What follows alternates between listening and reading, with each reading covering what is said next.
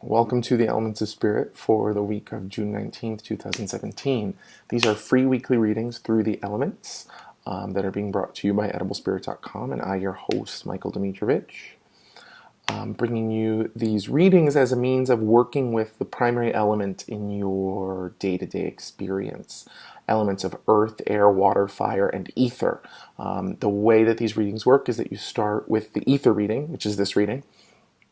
Check out ether for a sense of the space, ether, in which all the other elements of earth, air, water, fire are vibrating. Once you listen to that ether message, which contains a message and an affirmation for everyone, for all of the viewers of this series, you can then go into this description and find the element, the primary element that's associated with your sun sign, the day of your birth.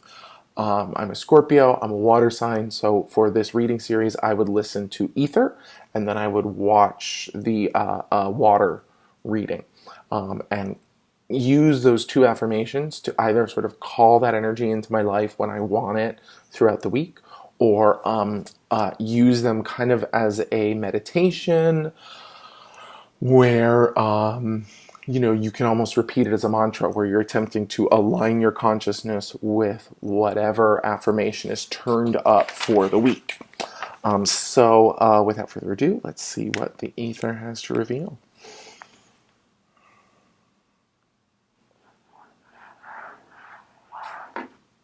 Okay, that's pretty cool. Okay, so I'm working with the third eye chakra this week, sixth chakra. And the way that I'm seeing it, not like that, the way it's being shown to me is this kind of like counter-rotating field. There's a lot of power, a lot of energy in that, which kind of goes the one way and then goes the other way. And it creates this question is like,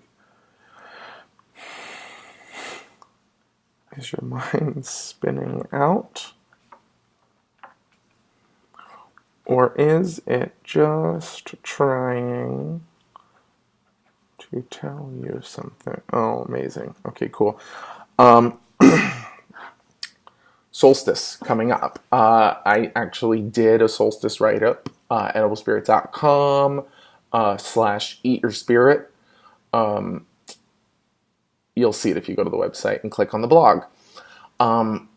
Basically, I was writing a lot about the sun moving through Gemini into Cancer, followed by Mercury moving through Gemini into Cancer. And this is connected to this read in an interesting way. So here's the idea. Sixth chakra, third eye, understanding, the mind, intuition, higher mind, conscious and even superconscious mind, as opposed to unconscious mind, which is more connected to the guts and to the solar plexus.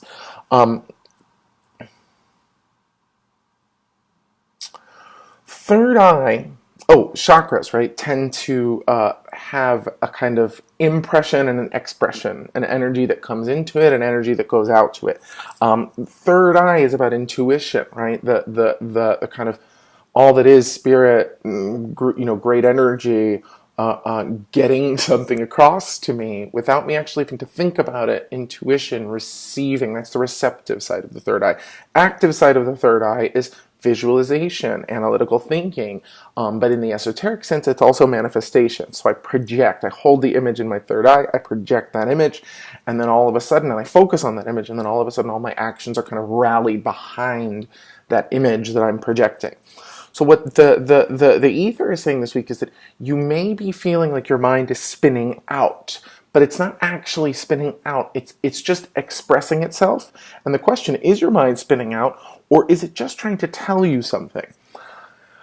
Is your mind out of control, or is it trying to get something across to you? And there's this feeling, because of this cyclical sort of spiral that's around this center third eye, that you may even be getting caught up, stuck up in patterns that you're not recognizing as such, because you're looking for something, or trying to figure something out, or trying to solve something, or trying to get to something outwardly searching, right? Searching.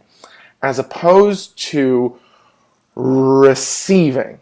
And the idea here is that this is what's tricky about it, is that it's kind of confusing because the mind that is searching, going out, is also the mind that's trying to tell you something. It's also trying to communicate something to you. It's just that one path just keeps leading you outwards and the other path sort of comes into you. But the question is like, how and when do you do that switcheroony? Okay, so then going back to the solstice, the idea is that as the sun moves through Gemini, it's got a very expansive mental energy. And so the read that I'm giving you in that solstice write-up is that the sun moving through Gemini has this great expansive energy. When it moves into Cancer, it shifts gears away from expanding and communicating and engaging in this way into nesting and roosting and comforting and finding security and not just this big expansion. Cool thing that happens is, and the solstice is Wednesday, right? Wednesday, 12:24 East Coast time, Tuesday night, 9:24 West Coast time. The idea is that soon after the sun enters Cancer, Mercury follows it, which means Mercury has been also moving through Gemini and coming into Cancer. And the way that I spat this before I pulled this was that Mercury's trying to tell you something about what you've just been through, right? And so the sun's just moved through this whole journey, expanded. Mercury's coming in trying to say, hey, here's what you've learned, kind of like in a highlight reel, or in an instant recap, or in some sort of fierce, instant replay, really, basically, being like, this is where you've come from. And so the idea here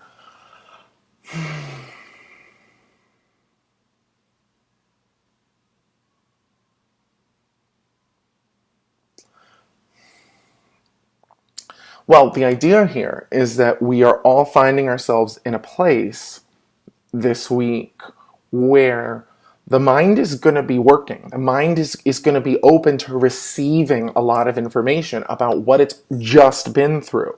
But if we spend too much time searching for information outside of ourselves, we're going to waste a lot of energy, as opposed to recognizing that the answer that we're actually looking for, yes, it's sort of inside of us, but it's also coming to us. Maybe we don't have to search quite so hard. And then remember, all of the individual elemental readings are going to tell us more about this exploration versus intuition. What's it called? Visualization and manifestation, what we're going for, right? What we're holding on to, versus understanding, acceptance, and intuition. Again, understanding being sort of the opposite of exploration, right? I get it, I see it. Here's the challenge, is that the third eye doesn't go out or come in. None of the chakras actually do, right? They're not diagrams, so much. They're intersections, they're crossroads where different trajectories of energy kind of line up. And there's many little baby chakras all throughout the body. Chinese medicine teaches that they're like all the little juncture points at the places where the ligaments meet the tendons and the muscles meet the bones, and you know what I mean.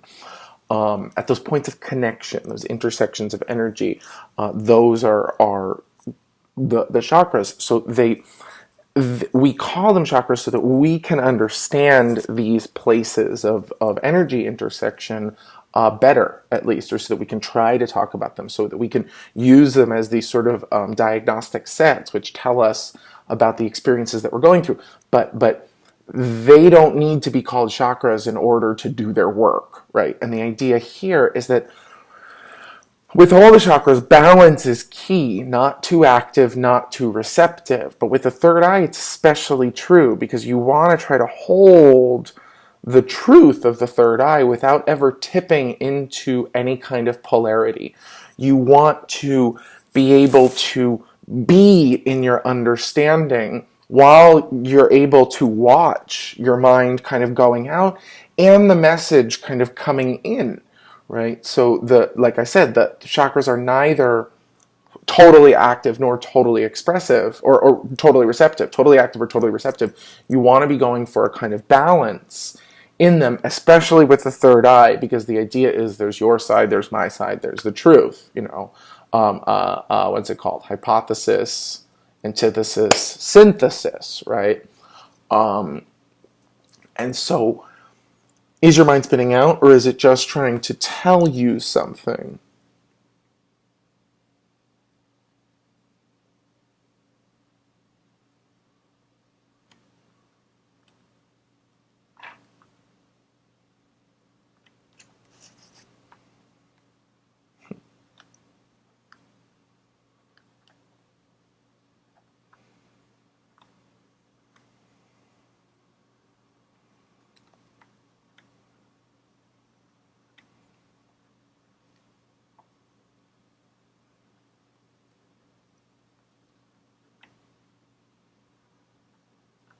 Very cool.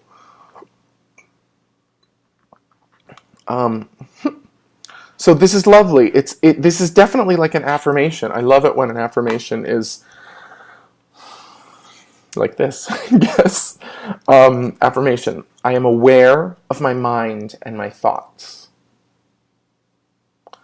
I pause to contemplate my impressions and expressions. I am aware of my mind and my thoughts. I pause to contemplate my impressions and expressions. So what I love about this, once again, I'm trying to understand this stuff as it's coming through. Y'all, we're in the same boat. But when you get an affirmation like this, it helps to clarify. I am aware of my mind and my thoughts. So I'm telling you all this stuff about like, yeah, you don't want to be too active, you don't want to be too receptive, you don't want to be too in, you don't want to be too out. This just affirms I am aware of my mind and my thoughts. My third eye clocks my kind of third eye complex, and I affirm that I am aware that of my mind, I have a mind, and I have thoughts.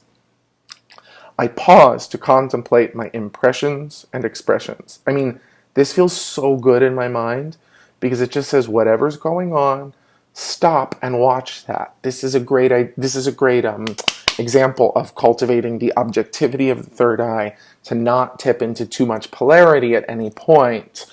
And remember, it's usually so that new superpowers can come in, right? You want to cultivate that balance while these things are happening to you so that you can gain more clarity, more insight, more intuition, so that you can see the next step on your journey, so that you can make, when you come to the next fork in the road, do I go left or do I go right?